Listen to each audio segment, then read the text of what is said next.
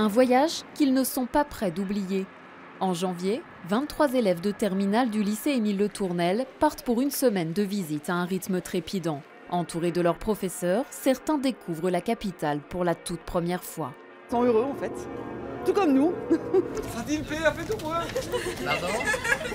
Ça veut dire bonjour par chez nous. Le groupe visite le mémorial de la Shoah, découvre aussi les coulisses de l'Assemblée nationale.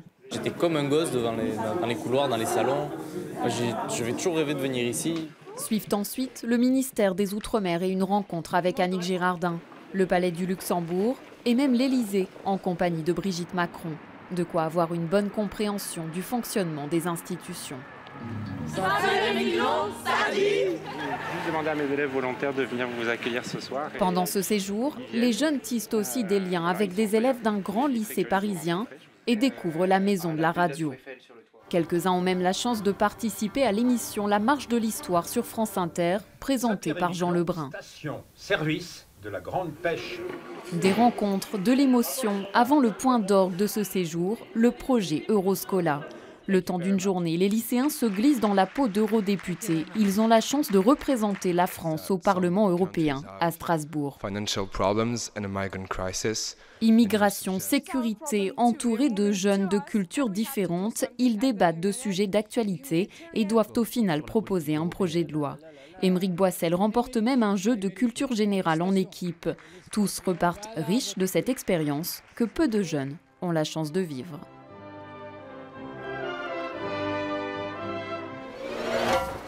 Les Miquelonais privés de pain en ce début d'année 2019.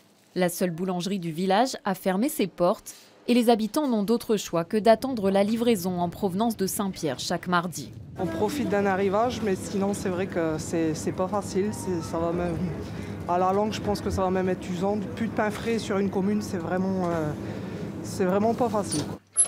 Le boulanger met en avant la vétusté du bâtiment. La municipalité, elle, parle d'un manque d'investissement de sa part. Elle porte toujours un projet dont l'appel d'offres pour les travaux est prévu début 2020. En attendant, près d'un an plus tard, il n'y a toujours pas de pain à Miquelon. Une opération délicate réalisée pour la seconde fois en 10 ans dans le hangar d'Air Saint-Pierre. Une dizaine de techniciens doit démonter, enlever puis remplacer le moteur de la TR-42. Après 2 mois de travail en amont pour rédiger toutes les procédures dans les moindres détails, le moteur de 900 kg est finalement remplacé. Les process de contrôle sont très exigeants, mais après 24 heures de travail, les tests sont concluants et l'avion peut reprendre du service. Une petite victoire pour l'environnement. 100 tonnes de batteries qui représentent un danger majeur de pollution sont expédiées et recyclées au Canada. Celles stockées à la décharge depuis plus d'une dizaine d'années et celles collectées depuis l'ouverture de la déchetterie en 2016. L'opération aura demandé un travail administratif de plus de 2 ans à la mairie de Saint-Pierre. En parallèle, 7 tonnes de piles et d'accumulateurs sont aussi conditionnées. Elles seront finalement expédiées en novembre vers l'Hexagone à bord d'un bateau militaire. Alors que les joueurs du SPM 15 se mettent à nu pour collecter des fonds pour leur club, l'année commence bien pour les joueurs du hockey mineur. Les Pee-Wee s'imposent en finale au tournoi de Marystown à Terre-Neuve face à Clarenville. Les Bantams et les Midgets, eux, participent à une clinique. Pour les aider à sortir de leur zone de confort, un ancien joueur pro de la NHL, Charlie Bourgeois. En parallèle, les 11 entraîneurs bénévoles sont eux aussi formés par Serge Bourgeois, cette fois directeur technique au Nouveau-Brunswick. De quoi lancer une bonne dynamique.